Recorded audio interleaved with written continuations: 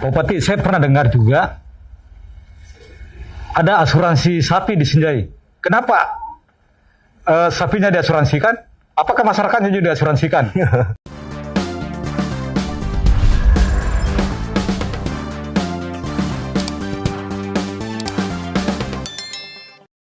Selamat berjumpa kembali. Saya host acara Bincang Relasi.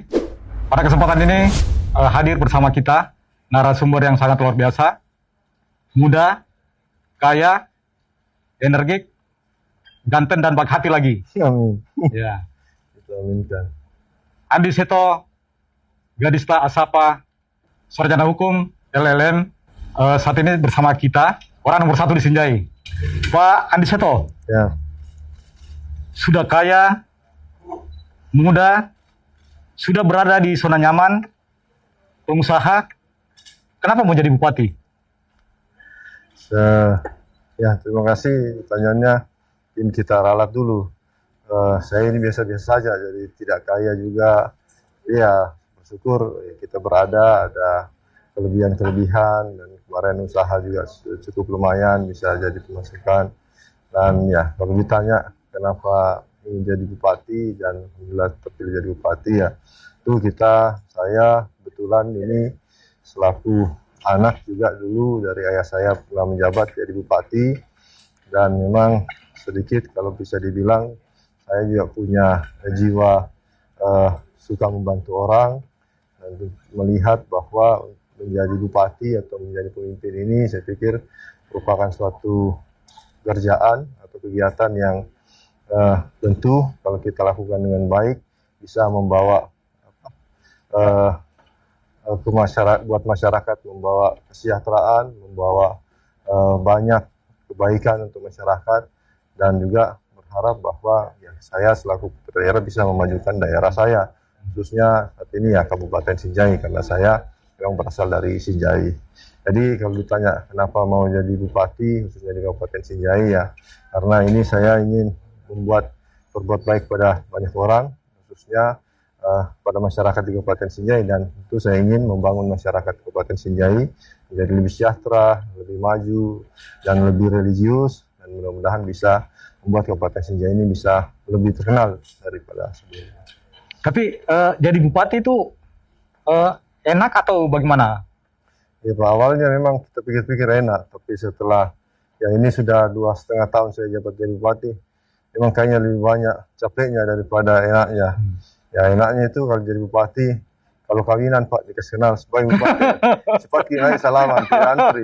Tapi kalau capeknya semua urusan kita urus, sampai utangnya orang juga ada yang datang mengeluh ke kita. Jadi memang jadi bupati ya semua hajat hidup orang di Kabupaten Sinjai, ya mau tidak mau, ya suka tidak suka ya kita harus menampung keluh kesahnya.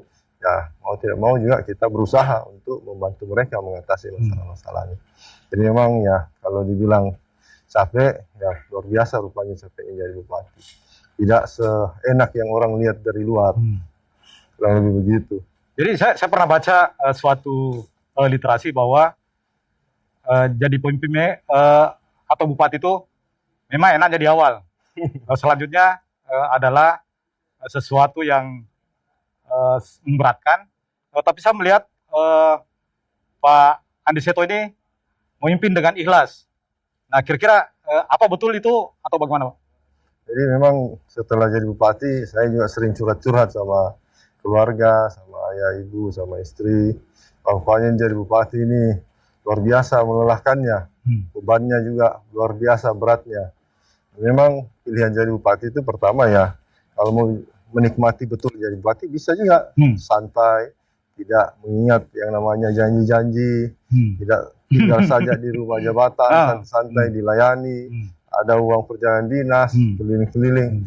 Tapi ya memang saya bukan saya meninggikan diri, cuma memang pada dasarnya kami merasa bahwa ya kalau jadi bupati seperti itu apa gunanya kita jadi bupati, tidak ada manfaatnya untuk masyarakat. Jadi ya saya jadi bupati tentu yang paling pertama selalu saya ingat adalah janji-janji politik saya ya selama saya berkampanye kemarin. Makanya ya memang tidak semudah membalik telapak tangan untuk mewujudkan merealisasikan janji-janji tersebut.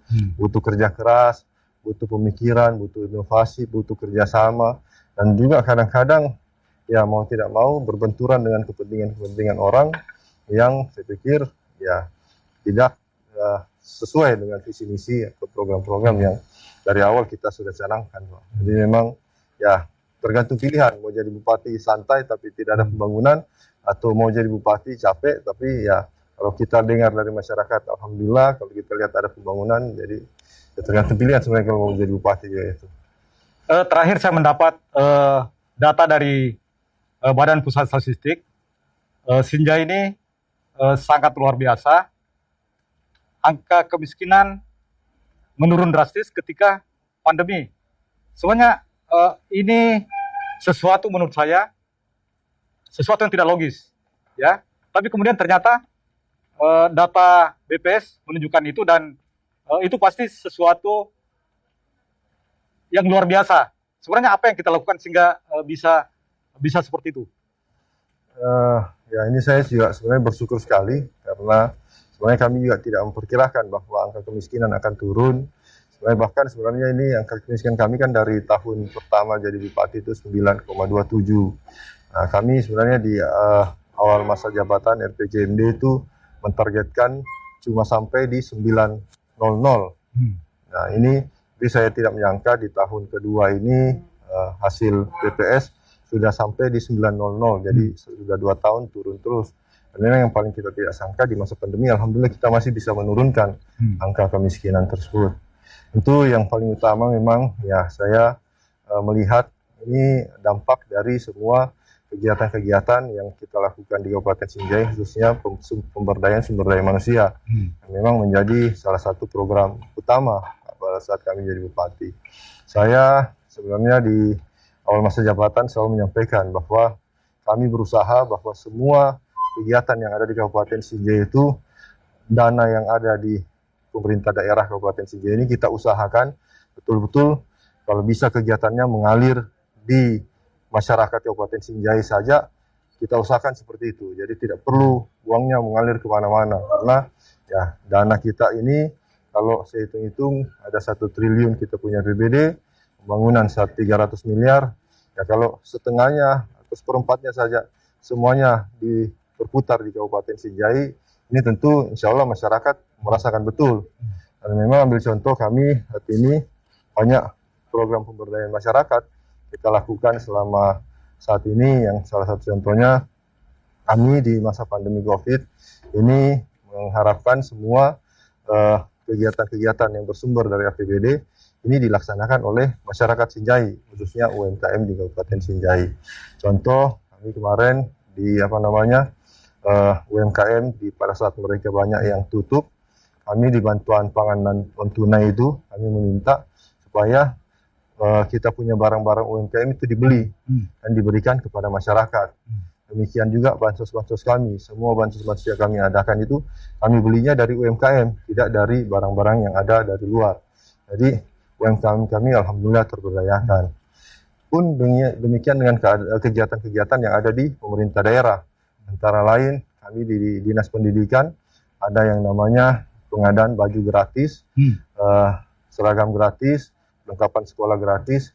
Kami meminta kepada Dinas Pendidikan bahwa barang-barang tersebut belinya dari UMKM Kabupaten Sinjai, dari penjahit Sinjai, dari pedagang Sinjai. Jadi semua kegiatan-kegiatan yang bisa dibeli dari UMKM kita harapkan dibeli dari UMKM yang ada di Kabupaten Sinjai. Jadi memberdayakan UKM lokal ya? Ya, kami memberdayakan UKM lokal, bahkan kalau bisa kami usahakan supaya pedagang-pedagang yang ada betul-betul dibeli oleh semua kegiatan yang ada dari pemerintah daerah. Jadi uangnya kita punya harapan tidak lari ke merek-merek besar yang uangnya kalau lari keluar. Terus Bupati, saya dengar tadi kesehatan dan pendidikan gratis, bahwa sampai seragam gratis. Bisa seperti itu, bagaimana caranya? Ya, memang alhamdulillah kami dari segi kebijakan, saya bersyukur juga dibantu oleh teman-teman dari Pemda Kabupaten Sinjai bahwa pada saat kami menyusun program itu, kami melihat dulu prioritas pembangunan yang kita sudah tetapkan di RPJMD. Jadi kita lihat yang mana masuk di visi misi, yang mana masuk di program unggulan, yang tidak boleh diganggu gugat pada saat melakukan penganggaran. Ambil contoh tadi kita punya pakaian seragam gratis dan perlengkapan sekolah gratis. Pada saat kita melakukan penganggaran di APBD, kita sudah tetapkan bahwa ini tidak boleh diganggu gugat. Demikian juga untuk kesehatan gratis, pembayaran BPJS ini tidak boleh diganggu gugat. Pada saat kita menyusun anggaran, ada pos-pos yang walaupun keadaan COVID seperti sekarang ini, saya minta untuk tidak diganggu gugat oleh teman-teman yang ada di dinas-dinas. Jadi sehingga itu tetap bisa berjalan dan mau tidak mau pos-pos lain yang terhilangkan. Jadi memang ya saya bersyukur karena saya dibantu oleh teman-teman dari pemerintah daerah pada saat melakukan penganggaran fokus di prioritas anggaran yang menjadi program-program unggulan. Tadi ada kesehatan gratis, ada baju sekolah gratis, ada juga pemberian insentif-insentif ataupun pemberian kepada pemuka-pemuka agama, pesantren dan lain-lain. Karena serba gratis tadi itu, apakah memungkinkan keluarga saya dari luar Sinjai bisa pindah ke Sinjai untuk mendapatkan gratis? Ya, tapi kita tahan dulu Pak Bupati, karena sebentar lagi kita lanjut, kita nikmati dulu Markisa, tapi ini Markisa bukan Markisa Sinjai. Meskipun saya tahu bahwa Sinjai itu penghasil Markisa. Kita kembali ke video.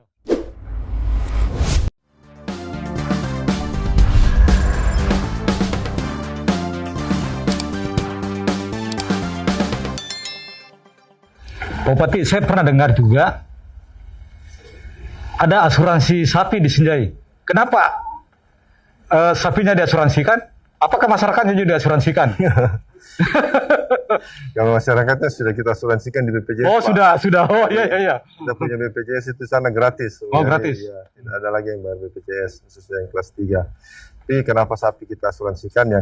Karena memang kami dari melihat potensi Kabupaten Sinjai itu adalah salah satu potensinya adalah peternakan. Dalam hal ini sapi potong. Dan memang di Sinjai itu kita punya sapi ya, walaupun kabupatennya cuma sekitar 8.800 km persegi, kita punya jumlah sapi sampai sekarang 140.000. 140.000 ekor di tahun 2021 ini. Dan memang salah satu kendala itu di Sinjai khusus mengenai sapi itu pertama banyak pencurian sapi, Pak. Jadi khusus daerah perbatasan itu banyak pencurian sapi. Dan juga banyak sapi yang mati, tidak jelas kenapa.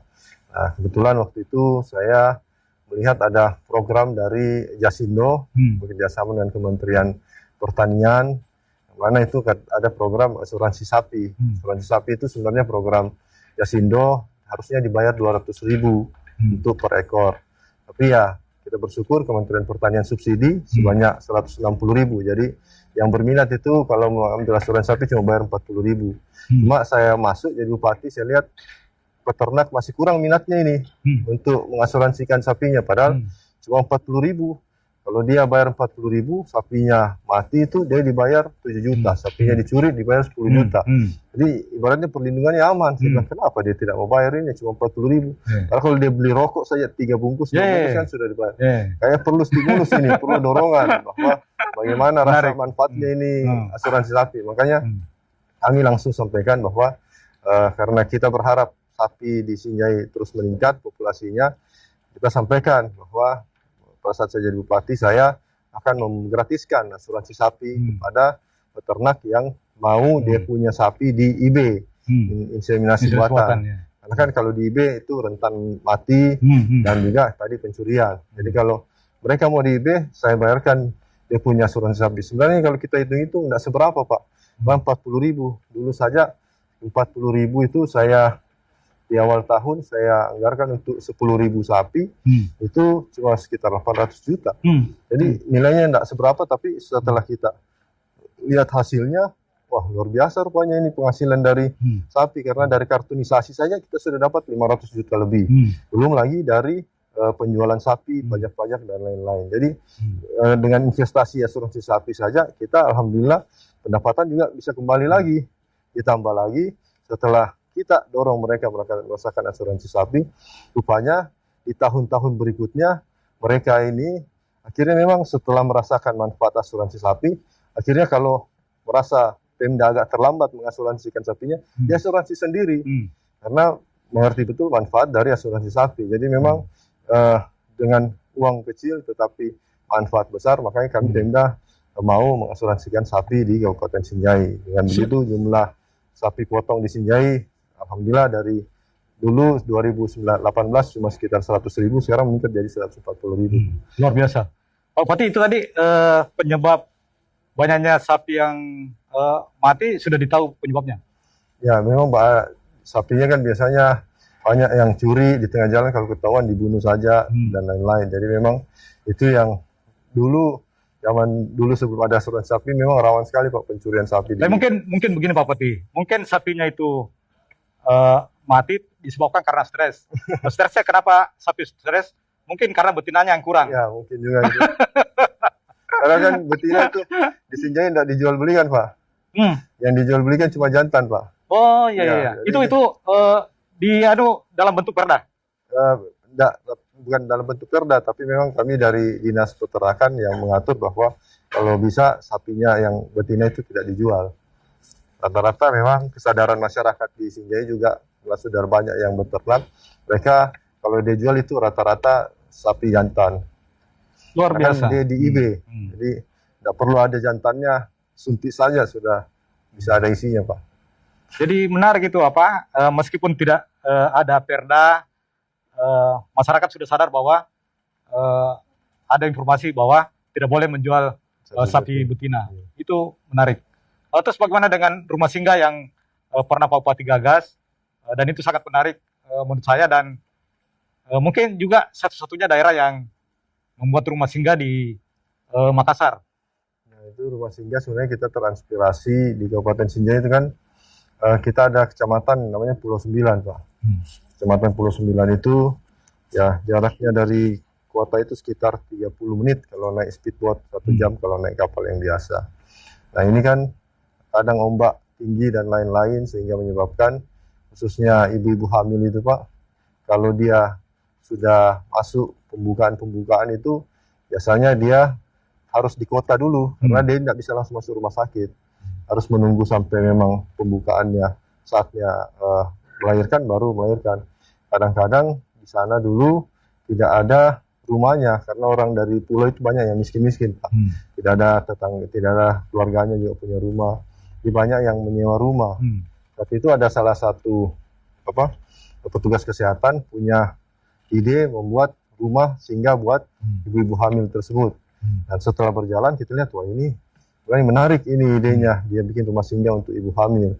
Kenapa tidak kita bikin rumah singgah untuk Sinjai di Makassar? Karena jarak Sinjai ke Makassar itu kan 4-5 jam. Kalau malam mungkin bisa 3,5 jam lah kalau balap-balap kan. Itu kan jarak jauh. Tambah lagi ya, kalau kita lihat selalu keluhan dari teman-teman yang kita kirim ke Makassar itu pertama bahwa dia kalaupun sudah sembuh kadang disuruh rawat jalan. Rawat jalan itu kan belum boleh juga dia pulang ke Makassar. Banyak orang miskin ini kasihan kalau rawat jalan harus jual dia punya sapi atau pinjam atau jual dia punya sawah untuk sewa rumah, untuk tinggal menunggu sambil rawat jalan. Dan selain itu juga kadang-kadang kalau ada orang datang ke Makassar dirawat di rumah sakit Makassar, biasanya dia punya keluarga kan ikut, ada 1, 2, 3 orang. Dan tidak bisa semuanya masuk di dalam bangsal, nginap di sana. Dan kadang-kadang dia mesti sewa, kalau orang miskin kan tidak bisa sewa. Ide dari rumah singgah di Kecamatan Sinjai Utara itu kita bawa ke Makassar karena ada jarak, ada pengeluaran, kalau untuk miskin kan tidak ada uang. Kita buatkanlah rumah singgah di Kota Makassar khusus untuk masyarakat Kabupaten Sinjai. Jadi kalau ada yang masuk rumah sakit, keluarganya bisa tinggal di rumah singgah. Kalau dia sudah sembuh tapi mesti rawat jalan, dia bisa tinggal di rumah singgah tersebut tanpa membayar. Karena yang kita khususkan peruntukan untuk orang-orang miskin. Dan biaya itu dibayar oleh Pemda? Ya, dibayar semuanya untuk pemerintah daerah. Mungkin terakhir nih Pak Bupati, Pak Bupati ini saya tahu hobi naik sepeda, gowes kemana-mana untuk melihat kondisi rakyatnya. Tapi apakah itu bukan karena kecanduan gowes, artinya kemudian tidak mengembangkan Persin? Padahal Persin ini dulu pernah divisi utama dan penggemarnya cukup banyak. Nah, gimana ini Pak? Persin sebenarnya kita sudah galakkan dari pertama kita jadi bupati, saya sudah beri anggaran kepada Persin Cuma memang saat ini kan ya pertama masa pandemi COVID, jadi Persinnya ya susah berkegiatan karena kita kemarin pada saat masuk menjabat langsung mendorong persepak bolaan. Nah, rupanya mulai dari awal Pak, karena Persin waktu itu sudah dianggap bubar oleh PSSI. Jadi kita bentuk lagi manajemen baru, PT baru karena mesti PT juga, pengurus baru, mulai langsung dari divisi 3. Jadi mesti masuk daftar dulu. Tahun 2019 kita sudah mulai pertandingan. Waktu itu memang karena kalah di awal sehingga kita berencana maju di 2020. Persiapan matang ada COVID Pak. Jadi mau tidak mau Persinnya ditunda dulu untuk berprestasi. Kasihan juga sebenarnya karena kami sudah persiapan sudah cukup bagus, tapi ya mau tidak mau karena nggak ada kegiatan karena COVID. Jadi tidak kita tinggalkan Persinnya. Cuma memang karena keadaan jadi susah untuk didorong. Kurang lebih begitu. Jadi tetap ada Insya Allah semangat kita untuk akan majukan Persin kembali. majukan, Mudah-mudahan Persin. bisa maju seperti dulu, bisa di divisi utama. ya kita doakan supaya Amin. itu terwujud karena ini harapan banyak ratusan Ya. ribu rakyat dari Sinjai. Ya. Para pemirsa di mana saja berada, masih banyak prestasi, masih banyak trik dan tips yang akan digali lebih banyak dari seorang Andi Seto Asapa yang akrab kita sapa dengan Bapak Asa. Tetapi karena keterbatasan waktu, kita akan lanjut pada episode-episode berikutnya. Kita kembali ke studio dan jangan lupa, ayo Ke Sinjai.